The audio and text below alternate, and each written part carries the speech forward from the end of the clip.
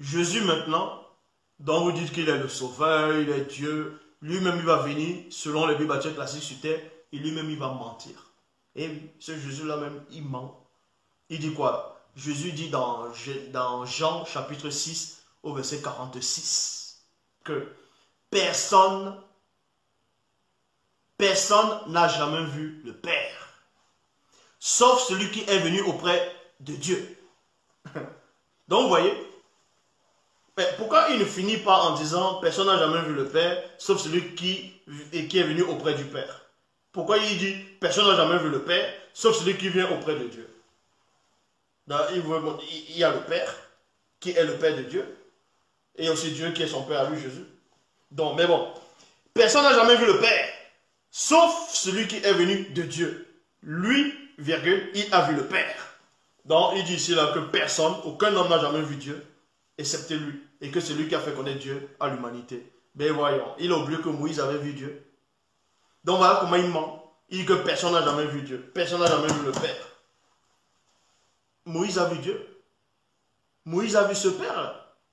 Donc il veut contredire Moïse. Il veut contredire Yekouba, Jacob. Jacob aussi a vu Dieu. Ésaïe 6, dans Ésaïe 6, a vu l'Éternel assis sur son trône et les pans de sa robe remplissaient le temple. Donc Jésus vient, il ment, il dit que personne n'a jamais vu Dieu. Et son disciple, dont on va dire que Jean, lui aussi vient mentir. Dans 1 Jean 4,12. Nul homme n'a jamais vu Dieu. Ben voyons, nul homme n'a jamais vu Dieu. Mais Moïse a vu Dieu dans Exode 24, au verset 10. Aaron, Nabat, Ambioum et 70 anciens d'Israël ont vu Dieu. Ésaïe, dans Ésaïe 6, Ésaïe a vu Dieu. Jacob a vu Dieu. Adam lui-même a vu Dieu. Selon les Bibles actuelles classiques. Mais vous voulez expliquer quoi? Voilà les contradictions. Jésus lui-même c'est un menteur. Parce qu'il n'existe pas. Donc ce sont des esprits de confusion, d'égarement. Dans Jean 3,13, il est dit, personne n'est monté au ciel. Si ce n'est celui qui est descendu du ciel, le Fils de Dieu, non, le Fils de l'homme qui est dans le ciel. Mais ça ne tient pas. Élie est monté au ciel, c'est écrit. Enoch est monté au ciel, c'est écrit. Même dans le livre des Hébreux, c'est écrit. Donc il va venir dire, personne n'est monté au ciel, alors qu'Élie est monté au ciel. En plus, il dit même, personne n'est monté au ciel. Si ce n'est celui qui est descendu du ciel, donc en parlant de lui-même, le Fils de l'homme qui est dans le ciel. Donc il veut par là dire, avant de descendre sur terre, il était déjà le Fils de l'homme dans le ciel. Ah, donc le Fils de l'homme. Donc il reconnaît que l'homme, en parlant de l'homme, c'était qui? On parlait d'Adam, selon les Bibles classiques. Donc Adam était déjà supérieur à lui. Donc Adam l'a couché dans le ciel. Donc il est homme dans le ciel. Voilà. Voilà. Voilà.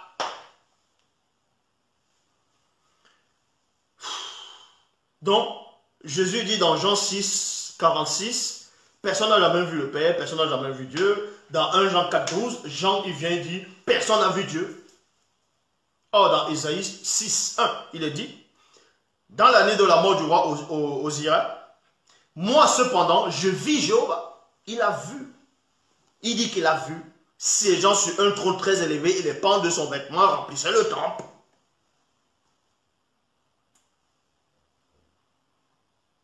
Remplissait le temple.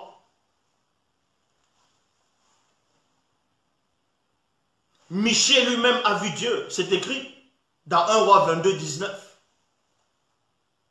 Bible du semeur. Mais Michée continua, eh bien, lui, écoute ce que dit l'Éternel. J'ai vu l'Éternel. Il a vu siéger sur un trône. Et c'est le même trône que Ésaïe avait vu. Et on veut dire que le témoignage de deux personnes est vrai.